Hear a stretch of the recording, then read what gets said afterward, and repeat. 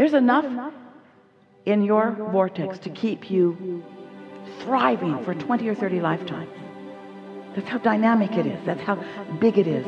And you want some of it. How are you going to get it? You got to get into receptive mode. You've got to think like your inner being thinks in order to be in that receptive mode. We know it must be annoying for us to keep pointing out something that you cannot translate with your physical senses. And what we want you to do is to try to be satisfied with the knowledge that if I can feel it, that then I will soon see it. You've just got to find some way of soothing yourself, that since I can feel it, therefore it must be. And if you can accomplish that, the receptive mode just means you're receiving something. So you could be in the receptive mode of what your vortex is offering up or what vulnerability offers. In other words, you're always in the receptive mode.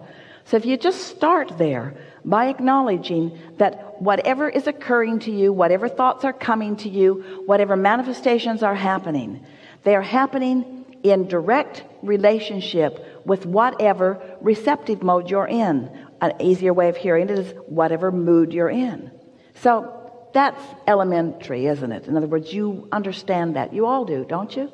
You understand that. So now let's add another factor to that. And let's call that factor momentum.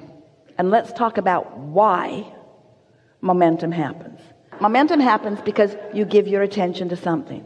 You give your attention to something, and then something manifests, and then you give your attention to something and something manifests, and you give your attention to something and something manifests. You have it so good because you're out here on the manifesting edge.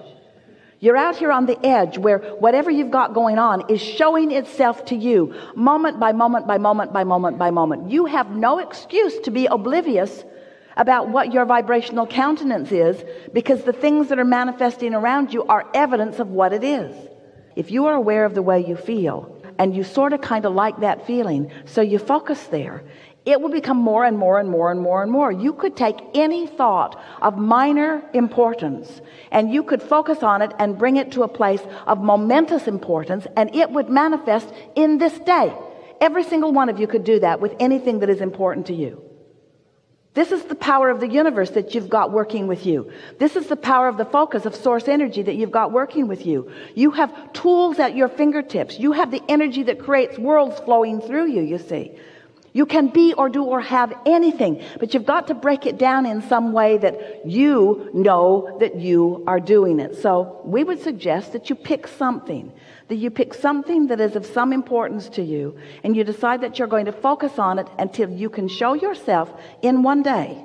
You can show yourself how the momentum gathers around that subject in one day. From the point of just being able to talk about it to the point of feeling fairly good feeling emotion about it, to the point of really feeling excitement about it, to the point of it manifesting in one day. You can do that. You can do that. And you do it all the time. That's what's so funny about this conversation. You do those things all the time. You just don't know that you're doing them. And so you don't give yourself the credit of focus that you deserve to give yourself the credit of focus. Spend more time in the vortex. What do you think's in there anyway? It's really funny. Here's this vortex, all ripe and ready and really eager. Well, we are the eager ones to show it to you. And you're over there saying, I don't see it. I don't see it. I don't see it. And we say, that's why. That's why. You got to look where it is and feel like it feels. So pick any subject. Look where you think it might be. If you feel that something is lost where you stand, and you believe us at all that there is a vibrational version of you, then look in the direction of this vibrational you and describe it to us. If you feel lost, what does found feel like? If you feel confused, what does clarity feel like? If you feel poor, what does richer feel like? In other words, you got to look where you think you are. So look there and describe that for just a moment and stop the other. I've been doing this. How do I get the money out of the vortex and into the bank? When does it come to me? But you see, you can't talk about why the drought is unpleasant and attract the rain. You can't talk about what's missing and allow what's missing to be fulfilled. You've got to find a way to look at until you allow yourself. You see, you don't have to build the momentum in the vortex. The momentum is already built. You ask and the momentum is already gathered, and it's huge and ready for you to receive it. Is it too big for you to receive it? No, not at all. Could you get ready to receive it? Yes. Are you ready right now? No. Could you get ready? Yes. Are you ready now? No. Could you get ready? Are you ready? No. Do you want to get ready? Yes. You want to get ready? So, do you believe that there is a vibrational version of things that you want? Yes. And do you think that you could find any words for them, or is it just a big, murky mess of a mist of little pieces of things that you've thrown into it? Or do you think there's anything in that that you could define and see? It isn't easy to go there because you don't have the momentum, but we promise you the momentum will come fast. You see, it's easy to tell the other story because that momentum's there. It's easy to say all of those things, but it's not how it needs to be. What's in your vortex that you would like to define? We just want you to find some simple thing that's over there, like a state of clarity or any old thing. What's there that you want? What's there that's missing? What's found that you feel lost from? What's over there that isn't over here? What's over there that you want? What's over there? What's out there? What's up there? What is it that you want? What do you want that you don't have? Pick something that you feel close to.